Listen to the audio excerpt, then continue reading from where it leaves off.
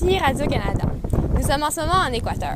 Il y a environ une semaine de cela, un terrible tremblement de terre est arrivé et a surtout touché les villes Pedernales et Muins.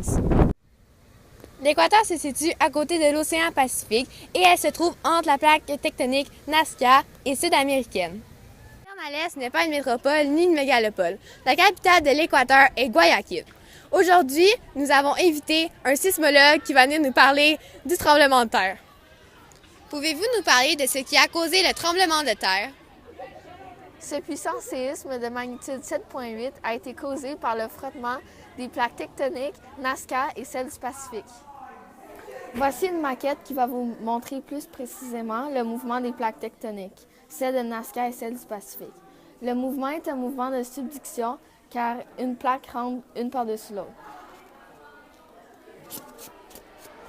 Lorsque le frottement se produit, ça met une pression sur les roches de la lithosphère et celle-ci se brise à la liaison des deux plaques. Alors, la lithosphère libère toute l'énergie accumulée depuis le dernier tremblement de terre et c'est ce qui produit ce nouveau séisme encore plus puissant.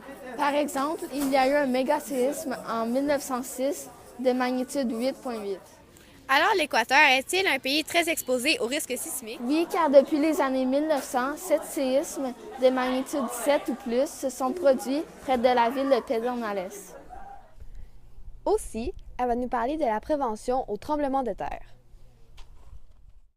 Avant un séisme, il faut réfléchir en famille à un lieu de rassemblement qui est généralement une bâtisse qui résiste mieux au tremblement de terre. Il faut aussi préparer une trousse d'urgence et placer les objets lourds au bas d'une étagère au lieu de les mettre en hauteur pour la sécurité. Pendant l'agitation, il faut s'éloigner des fenêtres et des miroirs et se protéger avec nos bras. Si vous êtes à l'extérieur, il faut s'éloigner des bâtiments et ne pas courir.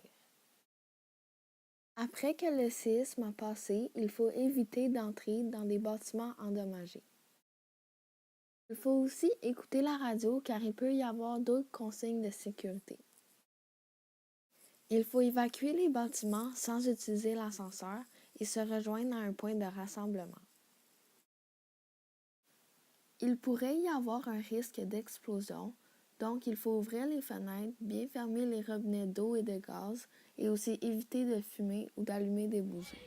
Aussi, nous avons invité un médecin qui va nous parler de ce qu'il a découvert. Vous qui êtes sur les lieux depuis hier, pouvez-vous nous parler de ce que vous avez découvert?